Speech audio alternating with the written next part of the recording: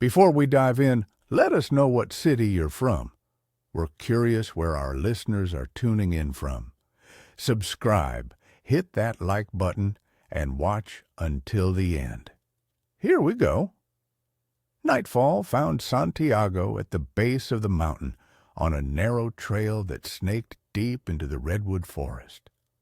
The wind rustled the dry grasses at his feet, and in the distance the scattered lights of Los Verdes village flickered where he'd spent his entire childhood. A simple hiking pack hung from his belt, inside a flask of water and a small knife. But his main defenses were his familiarity with the darkness and the memories of his grandfather's stories.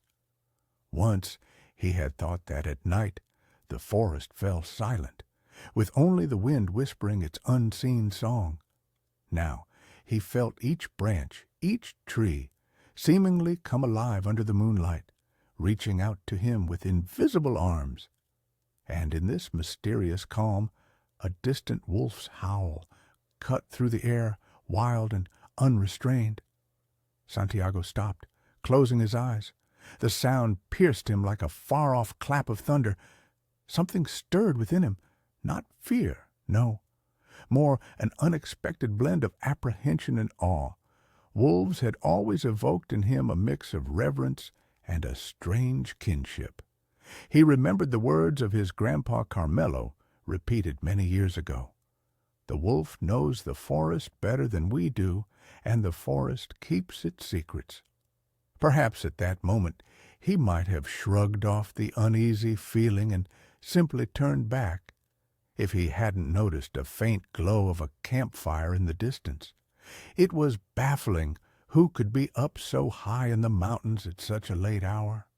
His heart clenched at the thought of poachers. Lately, those scoundrels had been appearing more and more frequently near the wildlife reserve. Well, he muttered to himself, better check it out. He adjusted his pack on his shoulder and carefully moved toward the faintly flickering light, trying to step so no twigs cracked under his feet. The moon watched him from above, an unblinking witness to all the forest's mysteries.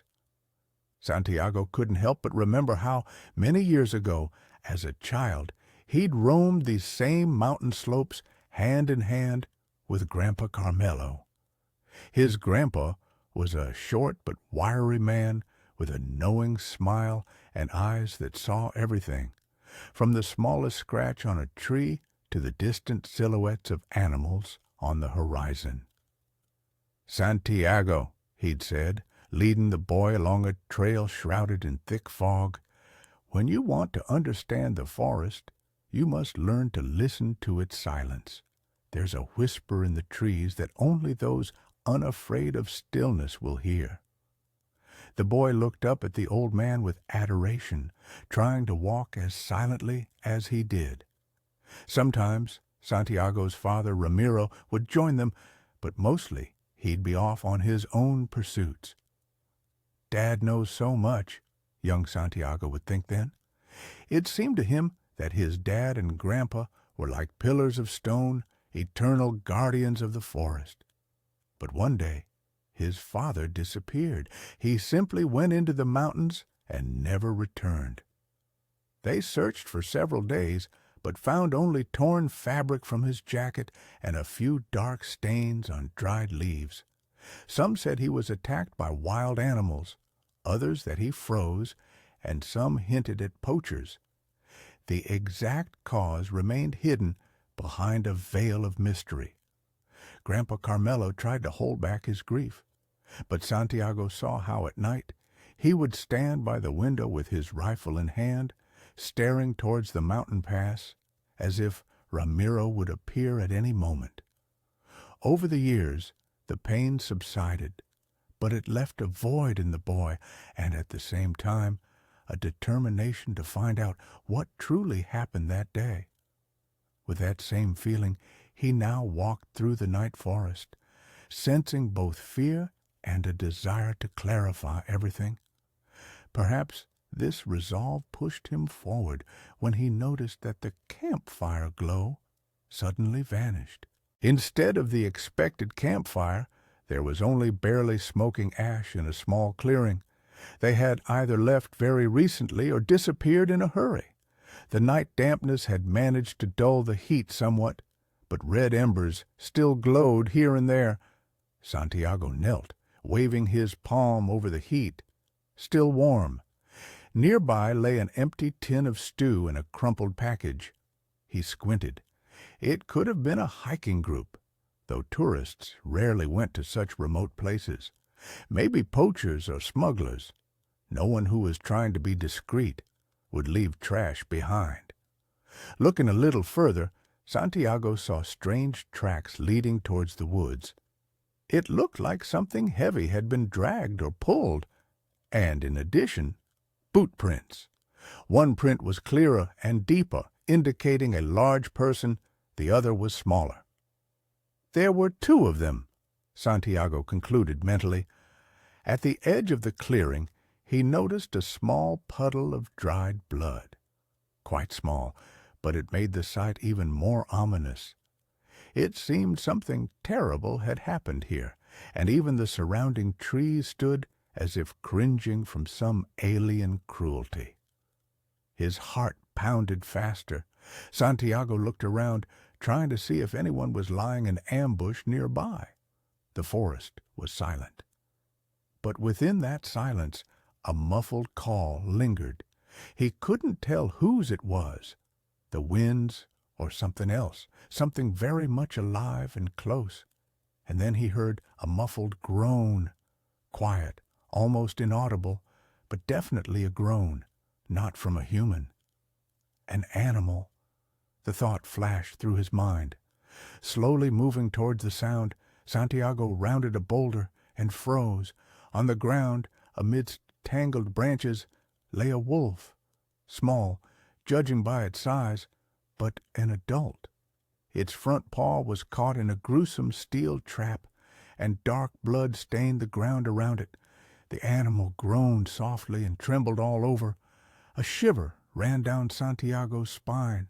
He remembered his grandpa's tales that wolves, though they avoided humans, could be extremely dangerous when wounded and cornered. However, in the wolf's eyes, pain and mortal exhaustion were clearly visible. "Easy now," Santiago whispered, though he knew the animal wouldn't understand the words, but perhaps it would grasp the intonation. The wolf bared its fangs, let out a weak growl, but had almost no strength left to defend itself. Yet its gaze held something more than just fear. It seemed to be pleading for help. "This trap isn't one of our old-fashioned ones," Santiago thought. "Someone's setting them indiscriminately." Looking around, he noticed the trap mechanisms. A crude, clearly homemade contraption. A metal chain extended from it, hammered into the ground. It was terrifying to get closer. His heart hammered in his chest like a drum. But the thought that he couldn't just leave and let the wolf die outweighed his fear.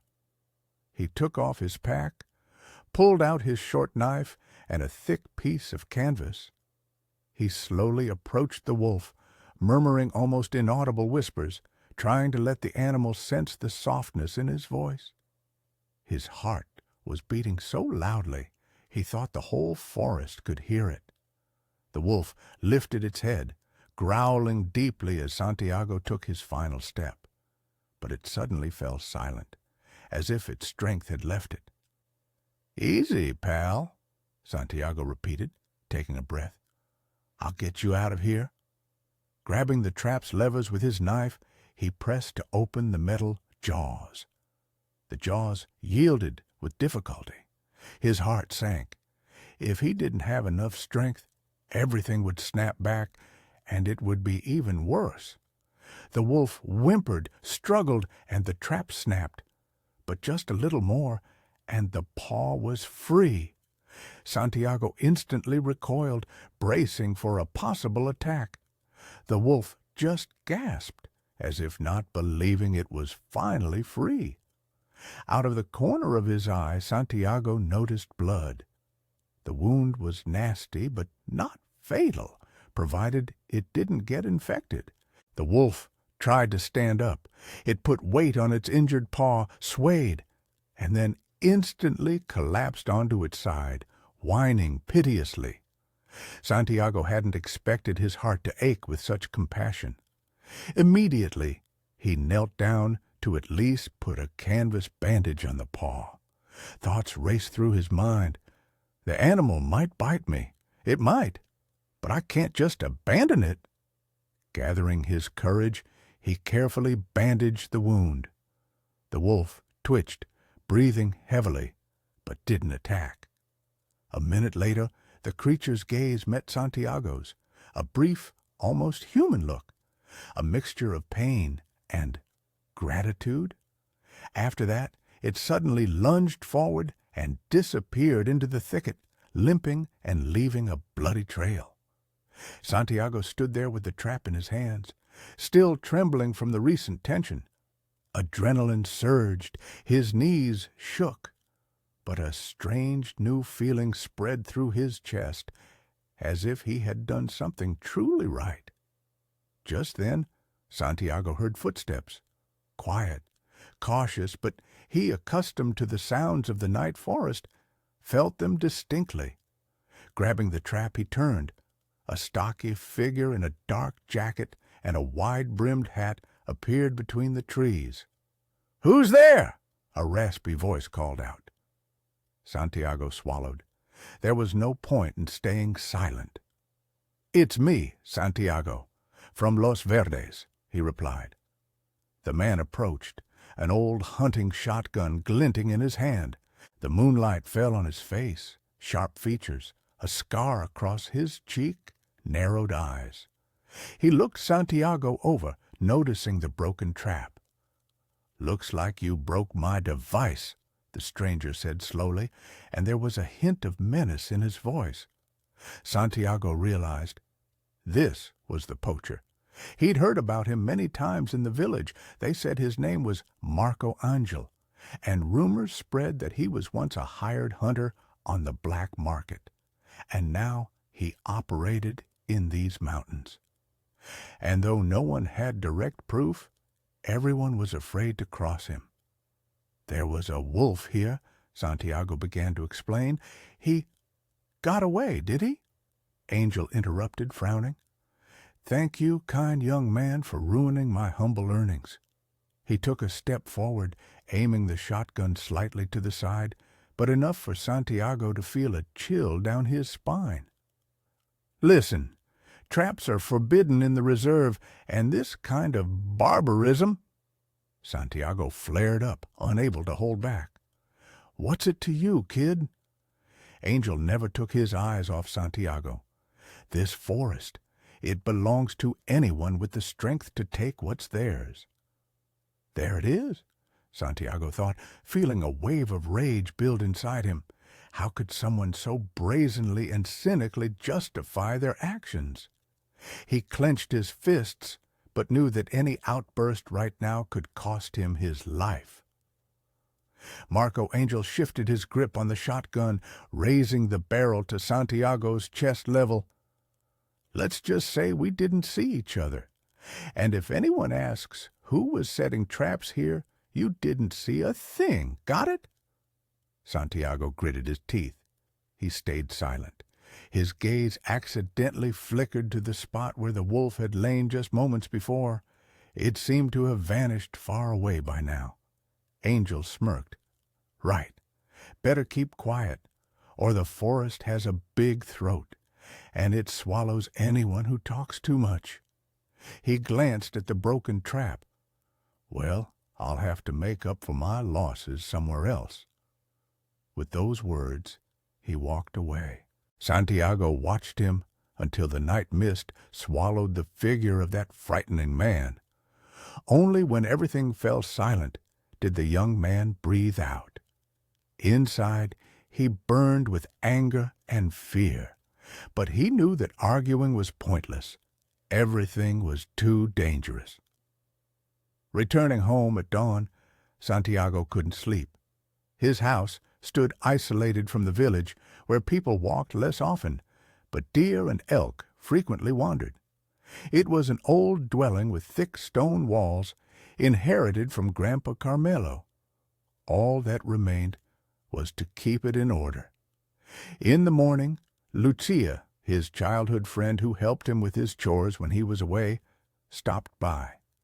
She found Santiago washing his hands. He was trying to scrub off the wolf's dried blood that remained under his fingernails. "Santiago, where were you all night?" she asked, seeing how pale and agitated he was. "Are you all right?" Reluctantly, he told her about his nocturnal discovery, the wolf, the trap, the appearance of the unknown hunter. He didn't mention Marco Angel by name, but it was clear that the man was a criminal. "Oh, my God!" Lucia pressed her hand to her lips. "But that's so dangerous." "I know," he replied softly. "But I couldn't just leave the animal to die." Lucia smiled sadly. She had long seen this trait in him. Santiago cherished every living creature in these parts. The pain he saw in the forest touched him profoundly. "Listen," she said quietly, "maybe it would be better to report it to the authorities. That poacher could harm not only the animals, but you too." "You know yourself," Santiago shrugged. "Here, in the remote mountains, it's not so easy to deal with people like that. And our authorities? They're either bribed or they're afraid to get involved. But he might retaliate if he finds out you reported him." Lucia's voice was filled with worry. "He'll find a reason to retaliate anyway." Santiago waved his hand. "But I won't just sit idly by. Grandpa always said, 'Injustice cannot be allowed to go unchecked.' I'm not Grandpa, of course, but—" He gave a bitter chuckle. "I'll try to do something." Lucia shook her head, then placed a hand on his shoulder. "You're scared, aren't you?" Santiago met her gaze. Silence was the best answer. Yes, he was scared. But he was even more afraid of losing the forest he loved so much, the forest his grandpa cherished. Several weeks passed. Santiago tried to avoid conflict, but he wasn't going to just stay home. From time to time, he would go out to patrol the area, assisting the park rangers. On one such day, the weather was cold, but without snow. He decided to walk to the Rio Cerrado River, which snaked between the cliffs. The river was surrounded by frozen banks, but the channel remained surprisingly full. Santiago walked along the riverside trail. Heavy thoughts weighed on his mind. He recalled freeing the wolf recently and wondered if the animal had survived.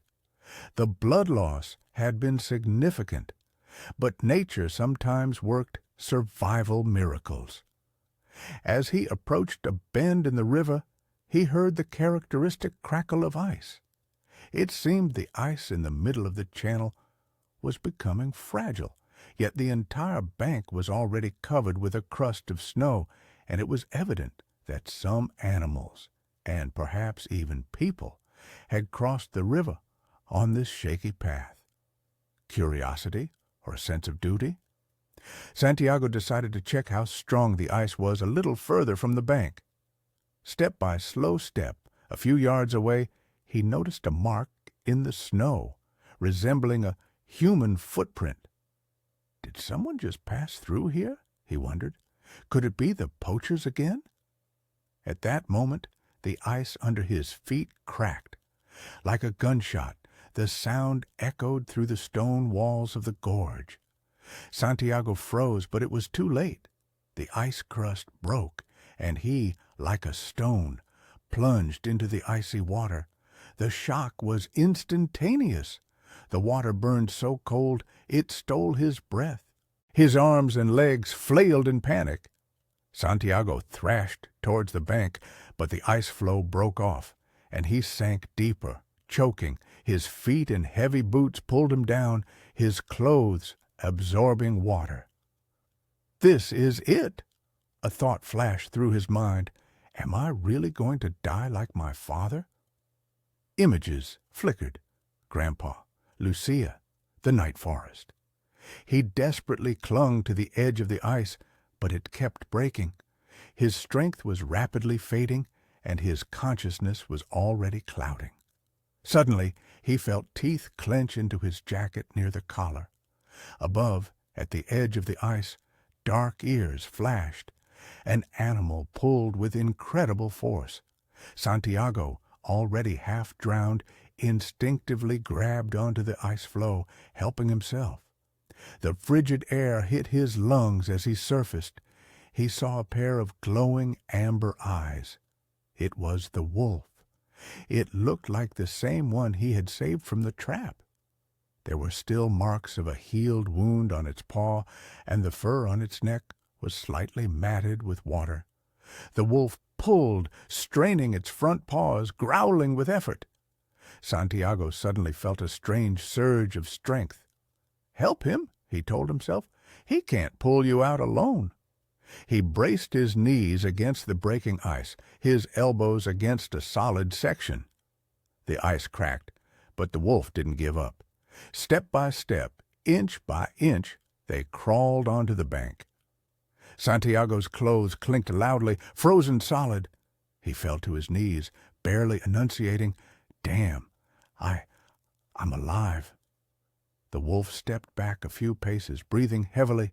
It seemed tired, too. A pause hung between them, man and beast, two creatures who had just been united in a struggle with death. Santiago raised his head, meeting the wolf's gaze. The animal's eyes were the same as that night, intelligent, wild, but now there was no fear in them, rather respect, or even a strange kinship.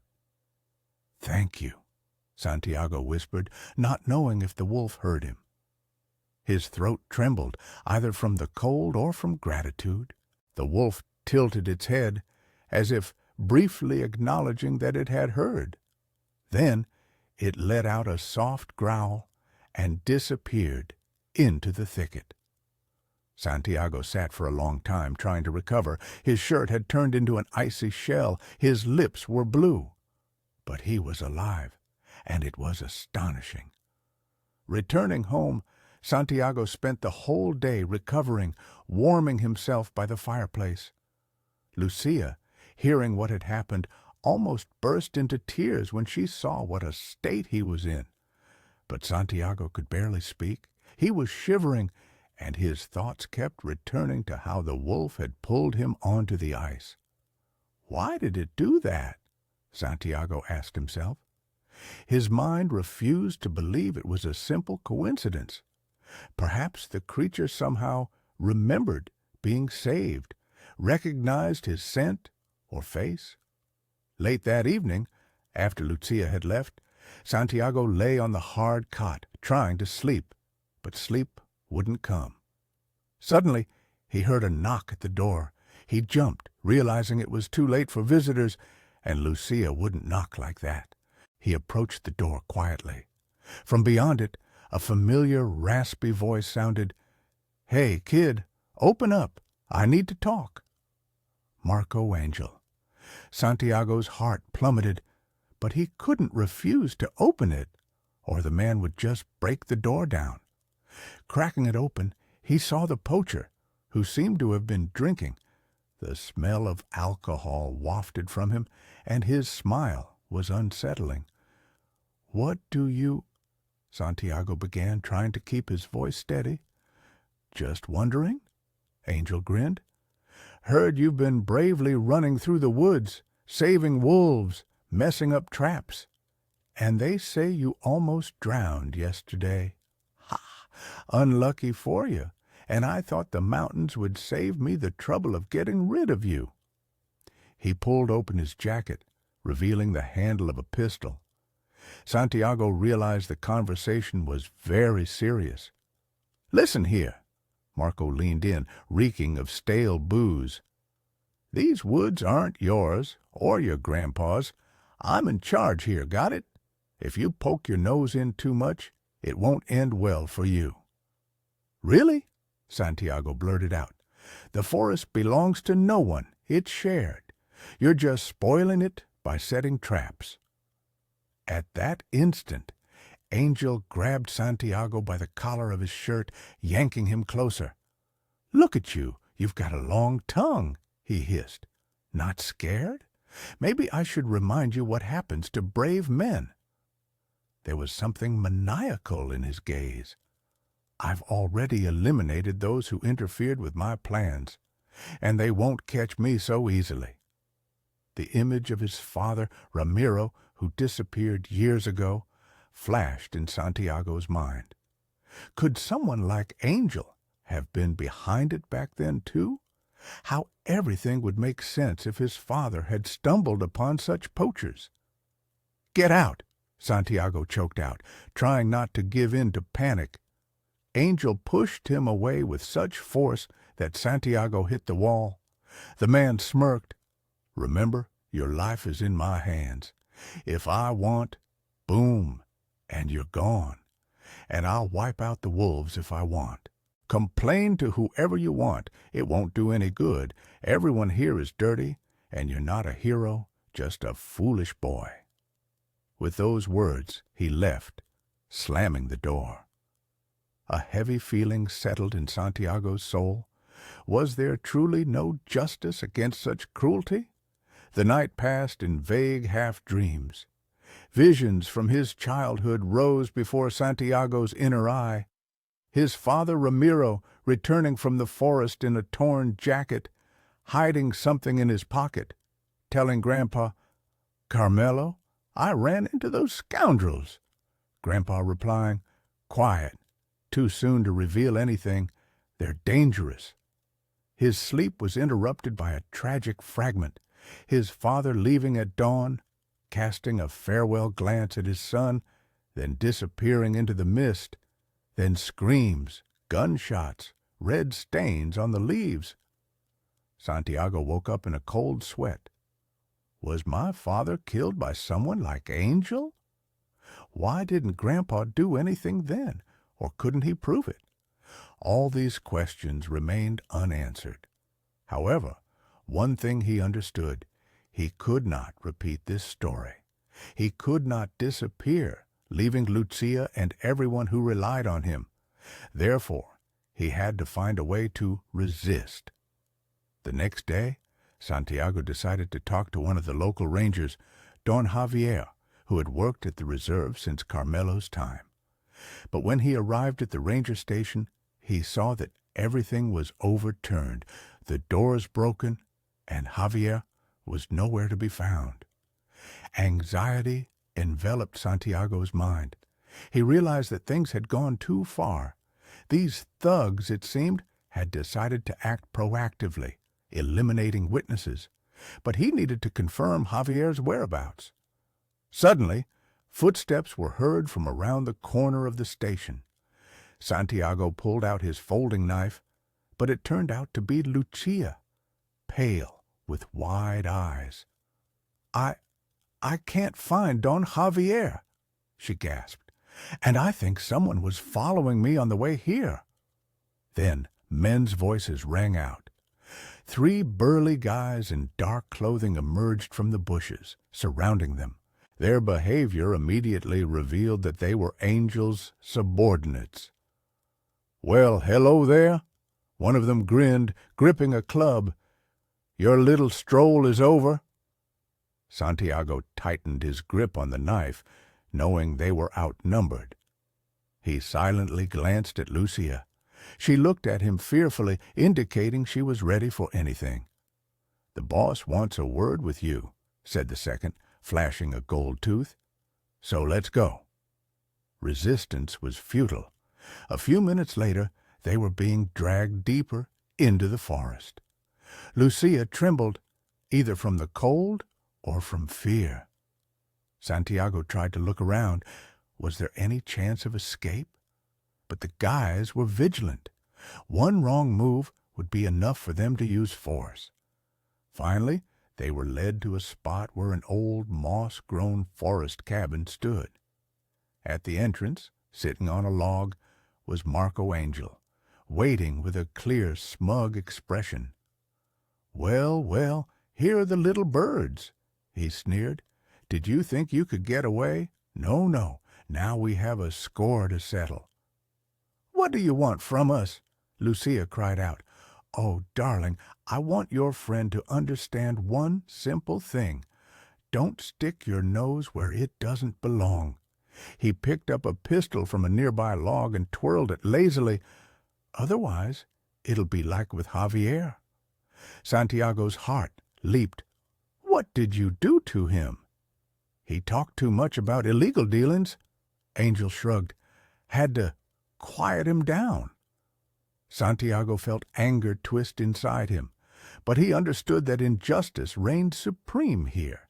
He couldn't win by force. "Now you're coming with me," Angel added, standing up. "We have a secluded spot in the mountains. We'll figure out what to do with you there. Maybe I'll hold you hostage until things quiet down, or maybe—" He eyed Lucia with a devilish smirk, and she trembled even harder. At that very moment, a muffled growl emanated. From somewhere deep within the forest, like a shadow, a wolf slipped out. Angel's men froze, unsure how to react. The wolf stood opposite them, baring its fangs. Its eyes gleamed so fiercely that even Santiago, who had a good rapport with the animal, winced. It wasn't fear, but fury. "What the—" One of the thugs raised his rifle. "Gotta get rid of the beast." "Wait," Angel sharply commanded, suddenly tense. "Is that the same wolf that escaped my trap?" The wolf flattened its ears against its head, preparing to spring. Angel realized the animal was dangerous, but seemingly thought his men could handle it easily. At his signal, 2 thugs raised their weapons. Santiago felt that if they fired now, the wolf would die. But he could do nothing. They were held at gunpoint. "Get away, you brute!" yelled one, firing into the air. The wolf recoiled, but didn't retreat. Instead, it lunged sharply at the second man, knocking him off balance. A loud roar followed. A struggle ensued. The wolf began biting the forearm, and the thug howled in pain. "Shoot!" Angel screamed, but the flurry of bodies made it impossible to aim. Bullets whistled past, ricocheting off trees. For a moment, everyone was distracted. That was enough for Santiago to bolt to Lucia, grab her hand, and run away while the wolf distracted the thugs. "After them!" Angel's voice exploded with malice. Gasping with fear, Santiago and Lucia plunged towards a rocky incline. Gunshots and shouts rang in their ears, but adrenaline helped them race faster than the wind. All they could do was hope the wolf would escape, and that Angel wouldn't pursue them too quickly. After scrambling through thickets of thorny bushes, scratching their palms and faces raw, they finally stopped at a narrow mountain path leading to an old pass. Santiago remembered that somewhere beyond the pass there was an abandoned cave where his grandpa used to take shelter. Perhaps, for now, it was the only place they could hide until they could come up with a plan. Lucia was breathing heavily, looking back with horror. "My God, Santiago, what now?" I remembered the cave," he breathed, gasping. "Grandpa said there's a spot where you can warm up, make a fire if needed, but we'll have to climb the pass. It's dangerous." "More dangerous than staying here?" She laughed bitterly. "Probably not. Let's go." They began to climb over the scree. Each step sent a pang of pain through his knees, and his head spun from exhaustion. Santiago kept looking back, knowing that the thugs might be right behind them. At some point, from behind the rocks, jumped out the very same wolf. It looked battered, and foreign blood was matted on its scruff. But it again looked at Santiago and Lucia without hostility. On the contrary, as if understanding they were in trouble, it moved slightly ahead, as if indicating the way. He wants us to follow him," Lucia whispered. Santiago nodded, never ceasing to be amazed. His heart told him the wolf had saved him twice already, so it was worth trusting. They followed the animal, which confidently led them onto a smoother path. After an hour of arduous climbing, they reached a cave hidden in a crevice.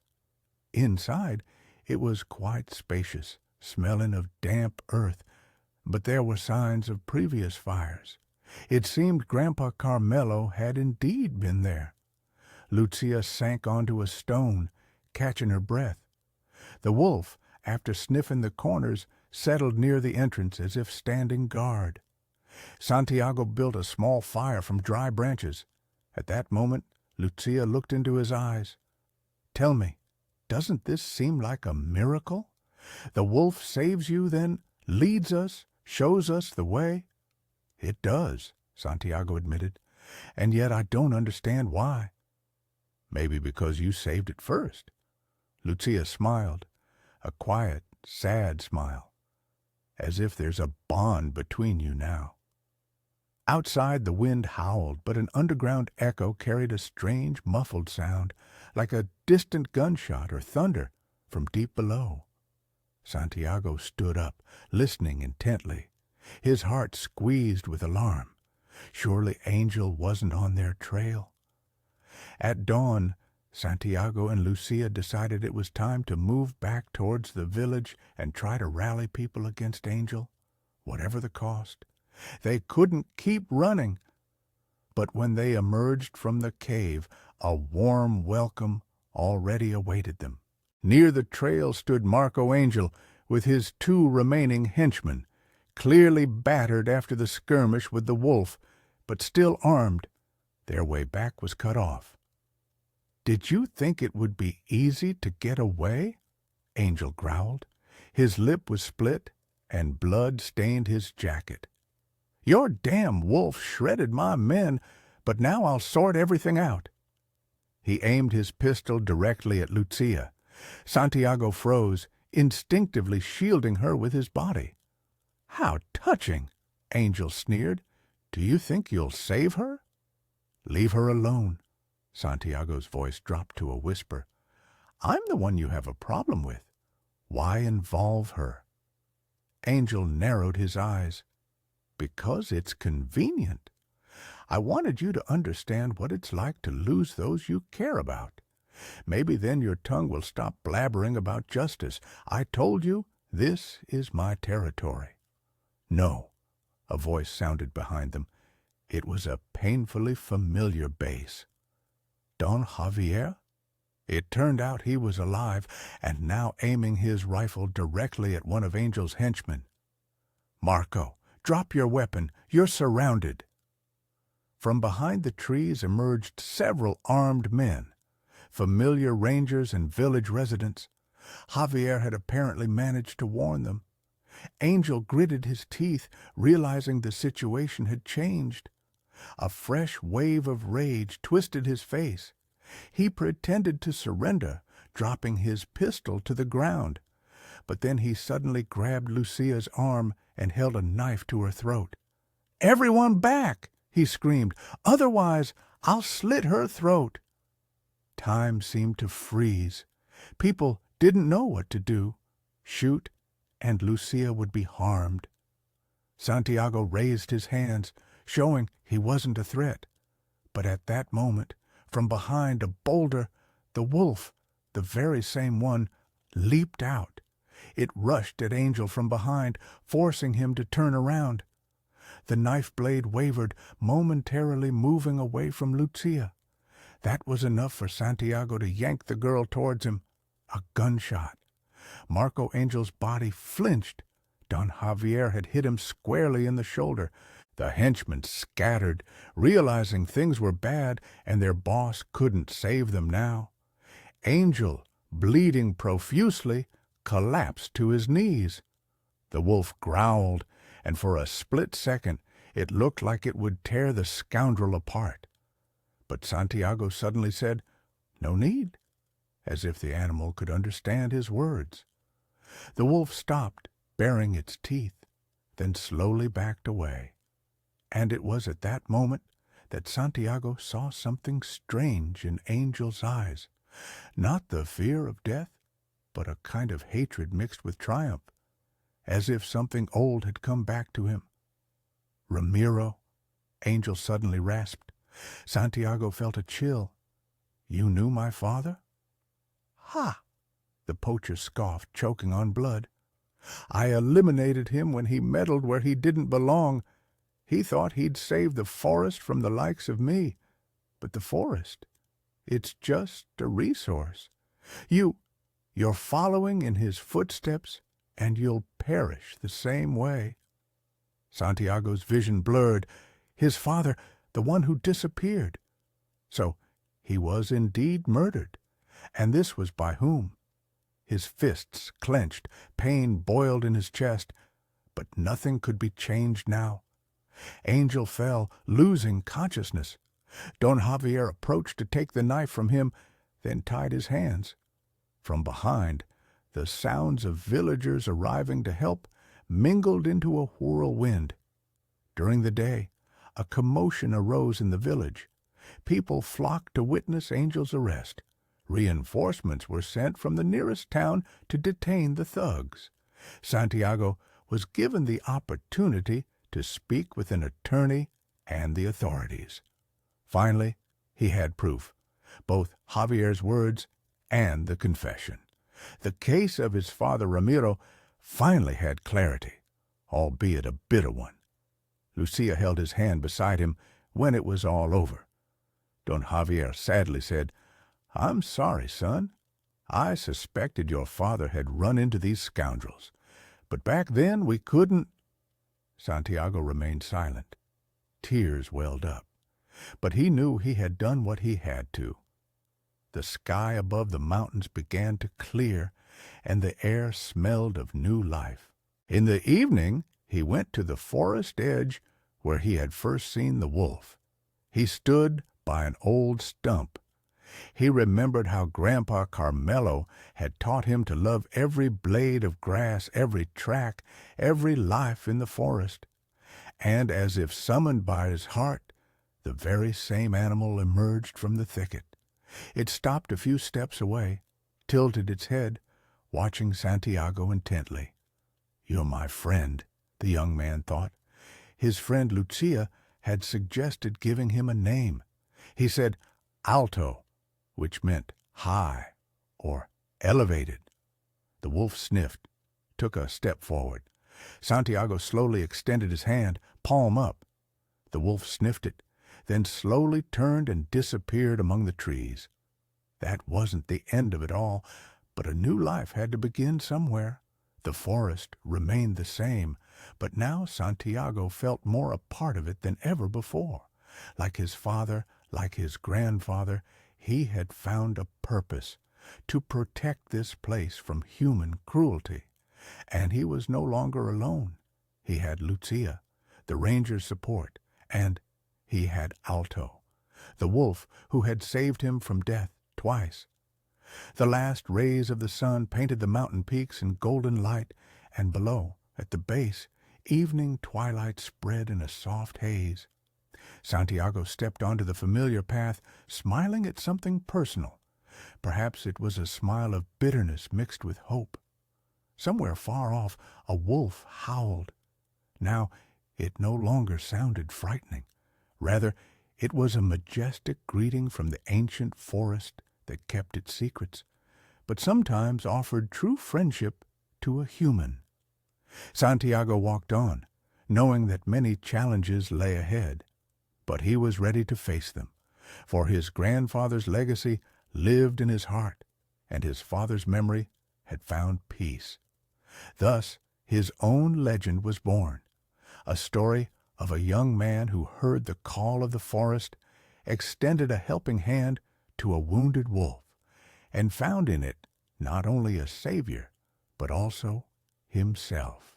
And as long as the prolonged howl of the wolf echoed on the mountain slopes, Santiago knew his journey was just beginning.